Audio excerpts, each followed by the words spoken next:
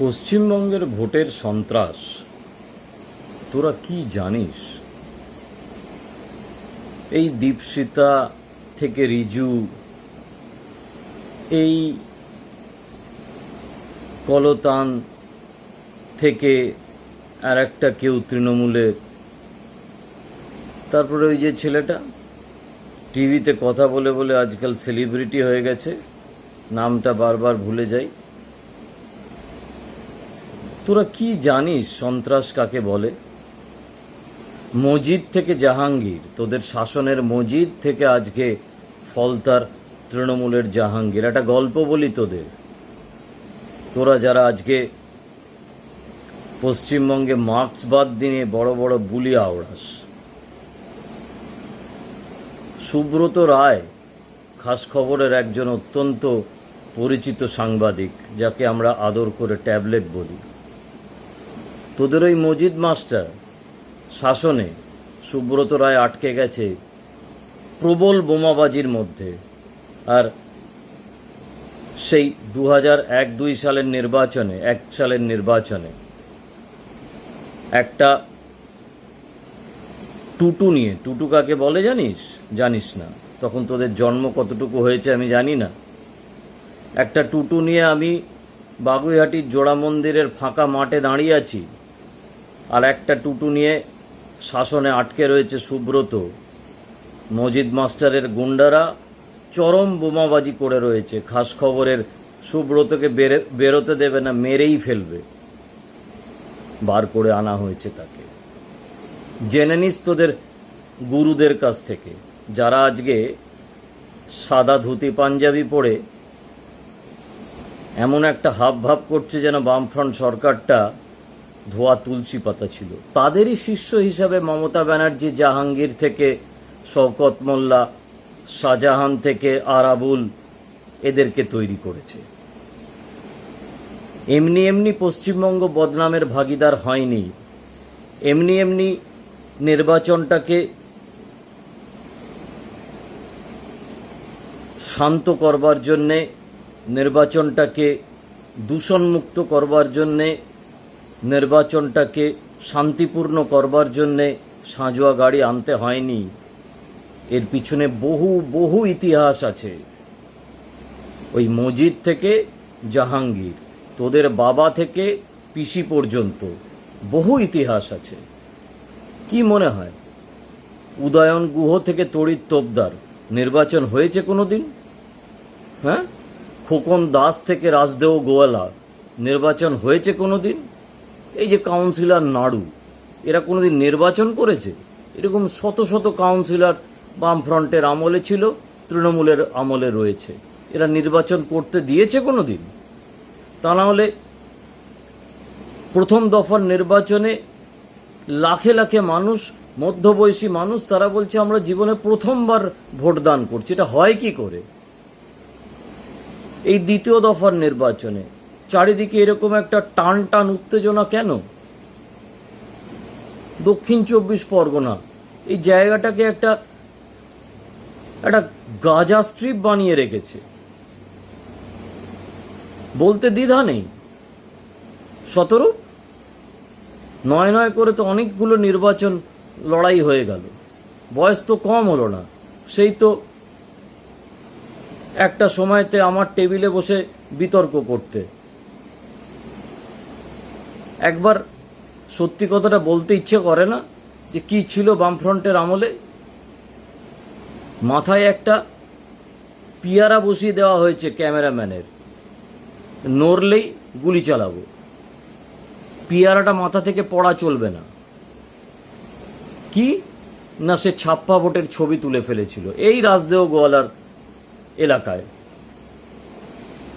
সন্ত্রাস শেখাচ্ছ, বড় বড় বুলি আওড়াচ্ছ। তোমাদের বগলে চুল গজায়নি যখন থেকে আমরা সন্ত্রাস দেখে আসছি পশ্চিমবঙ্গের নির্বাচনে।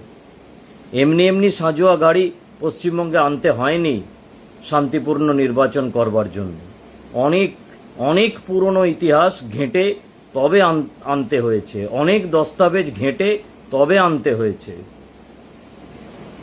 এবং তাতে বামফ্রন্টের সাদা ধুতি পাঞ্জাবির অনেক অবদান আছে। এবং সেখান থেকে তৃণমূল কংগ্রেসের সাদা শাড়ির অনেক অবদান আছে।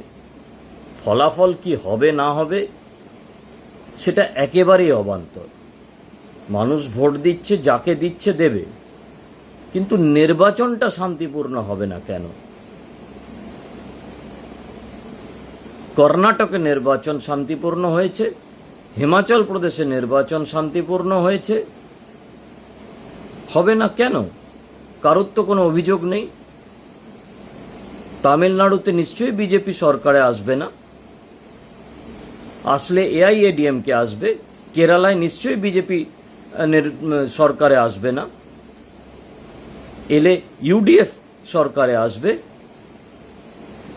সেখানে শান্তিপূর্ণ নির্বাচন হয়নি। এত মিথ্যে, এত বাগাড়ম্বর, এত বাচালতা কেন? যেটা বাস্তব সেটাকে তো মেনে নেওয়া। পশ্চিমবঙ্গে কিভাবে নির্বাচন ঠিক হবে সেটা যোগেন্দ্র যাদব ঠিক করবে।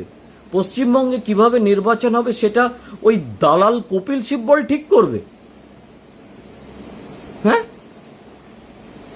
সেটা প্রশান্ত ভূষণ ঠিক করবে। পশ্চিমবঙ্গে কিভাবে নির্বাচন হবে সেটা আমরা ঠিক করব, কারণ আমরা গত 40 বছর ধরে দেখে আসছি যে পশ্চিমবঙ্গে কিভাবে নির্বাচন হচ্ছে বা হয়েছে। পশ্চিমবঙ্গে মজিদ মাস্টার থেকে জাহাঙ্গীর খান তারা নির্বাচন পরিচালনা করেছে, অতএব সেই অনুযায়ী নির্বাচন পরিচালনা করবে নির্বাচন কমিশন। পশ্চিমবঙ্গে উদয়ন গুহ থেকে খোকন দাস এরা নির্বাচন পরিচালনা করেছে, অতএব এখন নির্বাচন কমিশন সেই মতো নির্বাচন পরিচালনা করবে। টিভিতে বসে কলতান কি বলল অথবা রিজু কি বলল তার ওপরে নির্বাচন হবে না। দস্তাবেজ যা বলছে তার ওপরে নির্বাচন পরিচালনা হবে। তারপরে কি হলো না হলো সেটা পরের প্রশ্ন। কে জিতলো কে হারলো সেটা পরের প্রশ্ন। সামনে আর 48 ঘন্টা, যেভাবেই হোক যা ঘটছে সেটা অত্যন্ত উদ্বেগজনক। অতএব মনোজ আগরওয়াল যেটা বলেছেন, কিছু ঘটনা ঘটেছে, অ্যাকশন নেওয়া হচ্ছে। নিশ্চিতভাবেই নির্বাচন কমিশনের উপরে সম্পূর্ণ আস্থা রেখে নির্বাচনে যেভাবে প্রথম দফায় মানুষ আস্থা দেখিয়েছেন, আমাদের আস্থা দেখাতে হবে। নমস্কার।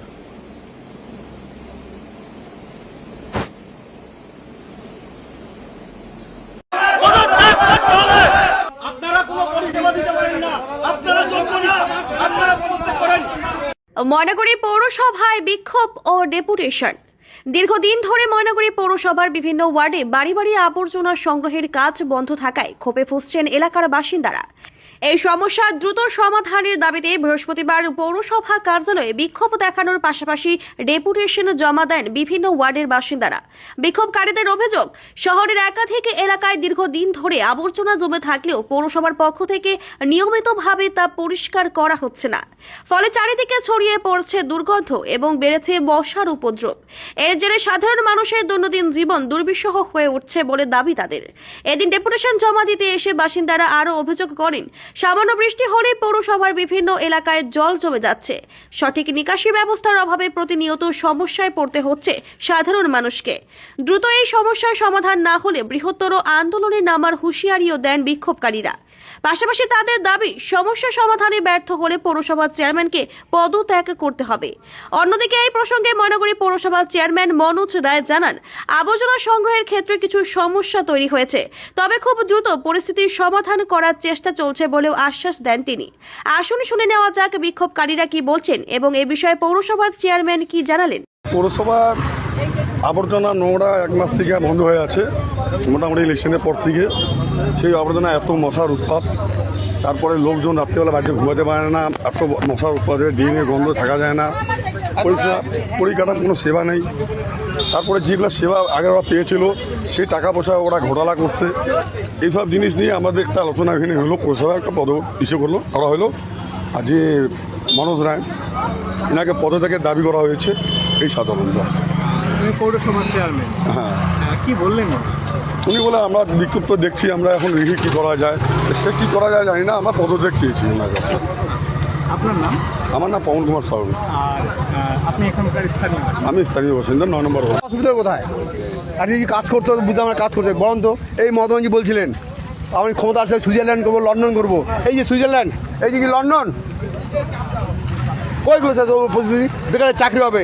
আজ এত যে দিচ্ছে যে 11 সাল থেকে না, এখন বোঝা যাচ্ছে সব ছাপ্পা ভোট বলে দিচ্ছে, জনগণের কোনো ভোটই নেই এদের, সব ছাপ্পার ভোট দিদি দিচ্ছে। বড় কথা বলে দিদি আজকে না উন্নয়ন করছি, একটাও দেখাও কি ময়তে একটা উন্নয়ন দেখা মজা, আমি এই উন্নয়নটা করছি, উন্নয়ন হয়েছে, হ্যাঁ উন্নয়ন হয়েছে, অস্বীকার করা যাবে না। ওদের দলের নেতা, ওদের দলের কর্মী, এদের উন্নয়ন হয়েছে, জনসাধারণ পাবে কোনো উন্নয়ন হয় নাই। এটা হয় কোনদিন? আজকে আপনারা মূলত কি করলেন?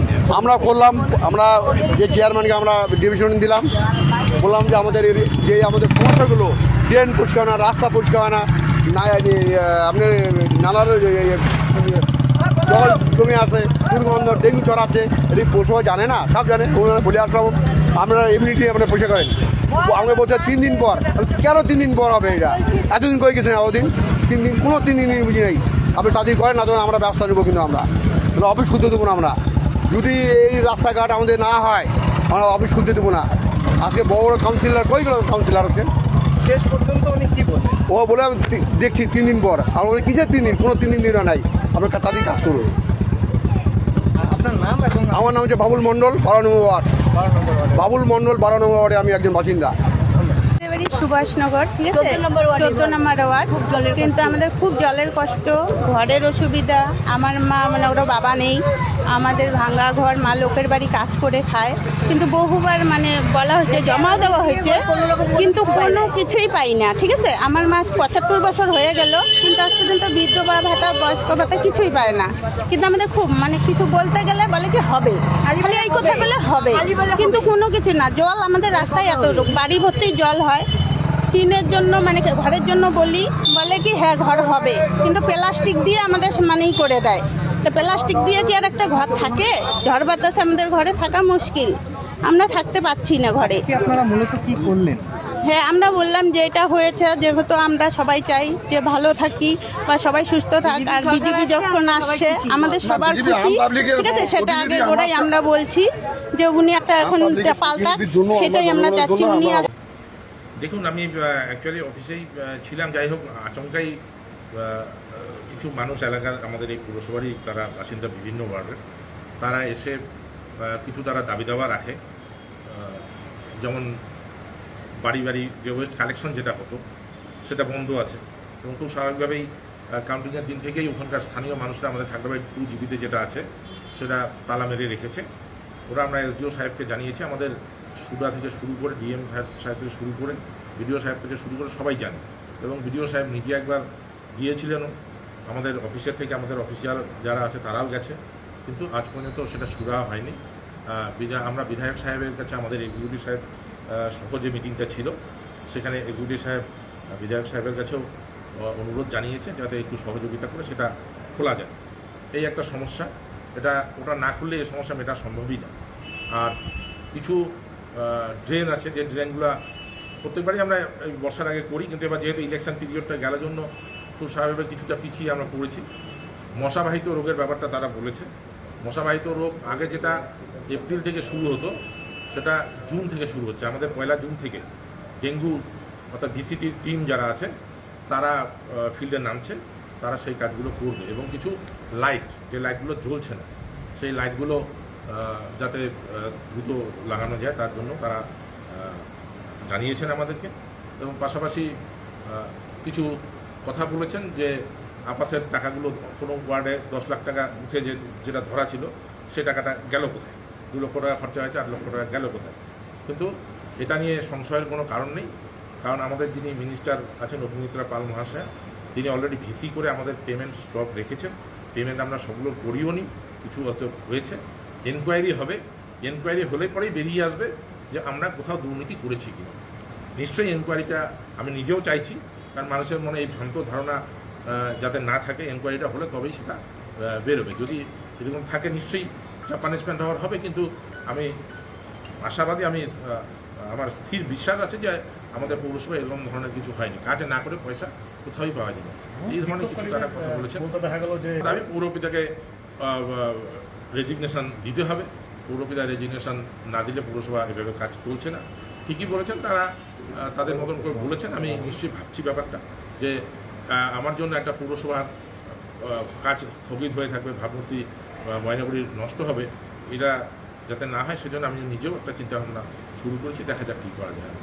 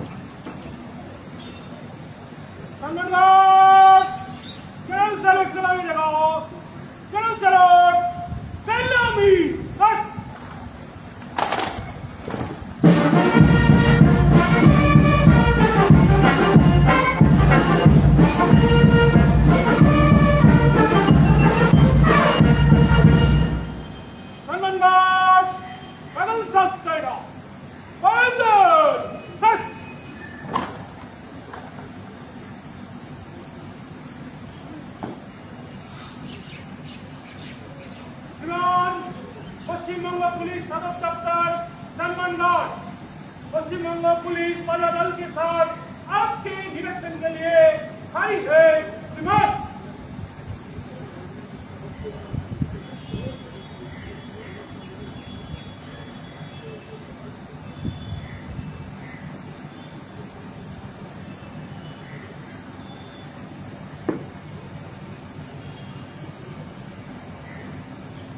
ऑफिसर्स वापस ब्रिज।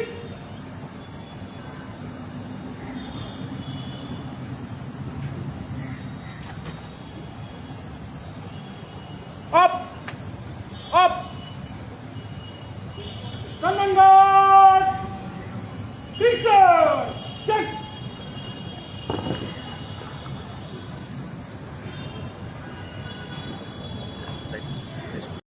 বলুন কোনটা নতুন আইন আছে? 14 বছরের নিচে গরু কুরবানি দেওয়া যাবে না। এটা কবেকারের আইন জানেন? তাহলে 1950 সালের আইন আছে। দেখুন, বরঞ্চ প্রশ্ন করুন 15 বছরের দিদি, তার আগে সরকারগুলো কেন এগুলোকে অ্যামেন্ডমেন্ট করেনি? এই আইনের অ্যামেন্ডমেন্ট করা যেত, ইচ্ছা করে করেনি। মুসলমানদেরকে শুধু ঝুলিয়ে রেখেছে, কাগজে কলমে মুসলমানদেরকে সঠিক এরা হতে দেয়নি। তো এখন সরকারের কেন্দ্রে আপনার প্রার্থী চলে যাচ্ছে আপনাকে না জানিয়ে, আপনার দলকে না জানিয়ে, অথচ আপনার শিষ্য ছিল, ভাব শিষ্য ছিল জাহাঙ্গীর খান।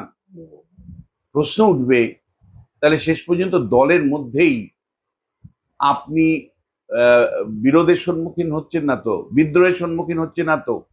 তাহলে সেই জায়গা থেকে আমি তোমায় বলছি, প্রথম চ্যালেঞ্জটা কিন্তু অভিষেক বন্দ্যোপাধ্যায়ের জনগণের থেকে এসছে। জনগণ কিন্তু প্রশ্ন করছেন যে তার এই ল্যাভিশ লাইফের উৎস কি ছিল। তা তিনি যে ধরনের বক্তব্যগুলো রাখছেন সেগুলো নিয়ে এখন কাটাছেঁড়া হচ্ছে। যেমন আরামবাগে ওনার বক্তব্য যে 4 তারিখ দুপুর থেকে দেখে নিব অমিত শাহর কোন বাবা এসে তোমাকে বাঁচায়, ডিজে বাজাবো। আজকে প্রশ্ন তুলছেন যে দক্ষিণ 24 পরগনায় সম্ভবত ফলতাতে দাঁড়িয়ে উনি বলছেন যে আসার সময় জাহাঙ্গীর আমায় বলল যে দাদা চুল্লি আমাকে দিও, চুল্লি। তখন আমি বললাম যে 4 তারিখে জয়ের পরে তো অনেকে আনন্দে হার্টফেল হবে, সেই এদের তো ব্যবস্থা করতে হবে। তুমি ভাবো কোন লেভেলে, যদি 4 তারিখে সত্যি রাজ্যে বিজেপি ক্ষমতায় না আসতো, পরিবর্তন না হতো, 21 সালে কি ভায়োলেন্স হয়েছে, ভয়ঙ্কর ভায়োলেন্স, স্টেট স্পন্সর্ড ভায়োলেন্স, পুলিশকে সঙ্গে নিয়ে, গুন্ডাগার্ডদের সঙ্গে নিয়ে যে বার্তা অভিষেক বন্দ্যোপাধ্যায় দিয়ে রেখেছিলেন, মমতা বন্দ্যোপাধ্যায় দিয়ে রেখেছিলেন। তুমি ভাবো মমতা বন্দ্যোপাধ্যায় কোন বার্তা দিয়েছিলেন? বলেছিল যে আপনাদের বুকে লিখে বলতে হবে যে আমি বিজেপি করি না, বুকে লিখে বলতে হবে আপনি আমি বিজেপি করি না। ময়নাগুড়িতে খুব সম্ভবত জনসভায় দাঁড়িয়ে উনি এই কথা বলেছিলেন, যার সমালোচনা ওই মুহূর্তেই আমরা করেছিলাম। ফলে দেখো আমি কিন্তু বলছি যে পাপ বাপকেও ছাড়ে না। অভিষেক দেখো তো, মমতা বন্দ্যোপাধ্যায় অন্ধ ধৃতরাষ্ট্রের মতন হয়ে গেছিলেন। মমতা বন্দ্যোপাধ্যায়কে ক্ষমতায় আনার পেছনে যারা ছিল, মুকুল রায় ছিল, শুভেন্দু অধিকারী ছিল, এই মানুষগুলোকে অস্বীকার করে, কার্যত তাদের কর্তৃত্বকে অস্বীকার করে, তাদেরকে অবনমন করে যেভাবে তার ভাইপোকে তিনি স্থান দিয়েছিলেন, সেটা কিন্তু কেউই মেনে নিতে পারেনি। हाल में बीजेपी आने के बाद भाई किस तरह से परिवर्तन हो रहा है, चलिए आज आपको मैं दिखाता हूँ। ये हावड़ा रेलवे स्टेशन पर ये देखिए, यहाँ पे जो आप लोग पहले देखते थे पूरा एक लाइन से हॉकर लोग पूरा यहाँ पे दुकान वगैरह जगह को कब्जा करके, जैसे कि कब्जा करके पूरा जगह को अपने कब्जा करके और यहाँ पे दुकान वगैरह चलाता था। और यहाँ हावड़ा स्टेशन पे जब भी यात्री लोग आते थे तो भाई उन लोगों को चलने के लिए बहुत परेशानी होता था। और आप लोग आते होगे पहले तो यहाँ पे बहुत बड़ा बड़ा दुकान देखने को मिलता था, यहाँ सड़कें पूरा जाम कर लिया करता था। और अभी देखिए यहाँ पे दुकान हट चुका है और भाई पब्लिक लोग के लिए पूरा जगह बना दिया है। और उस साइड का भी आपको नज़ारा दिखाते हैं, चलिए, जहाँ पे सबसे ज़्यादा दुकानें हुआ करता था। ये देखिए, ये वो मार्केट है जहाँ पे बहुत ज़्यादा ही दुकान हुआ करता था। कपड़ा का दुकान, फ़ोन का कवर का दुकान, ग्लास का दुकान, बहुत सारा ही दुकान यहाँ पे लगा रहता था। और ये स्टेशन का जगह है, मतलब कि हावड़ा रेलवे स्टेशन के सरकार के जगह पे वो लोग ज़बरदस्ती यहाँ पे दुकान लगाया करते थे। पर अब जैसे ही 10-15 दिन हुआ बीजेपी आए अपने वेस्ट बंगाल में, और सारे जो लोग भी जगह को हथिया के, जगह को अपने कब्जा करके बना के रखे थे यहाँ पे दुकान, वो सारे दुकानों को हटा दिया गया शनिवार रात में। ये देखिए पूरा क्लियर हो गया हावड़ा रेलवे स्टेशन के बाहर का ये नज़ारा मैं आपको दिखा रहा हूँ। और यहाँ से आप लोग सीधे चल जाओगे हावड़ा रेलवे स्टेशन के प्लेटफॉर्म नंबर 10 पे।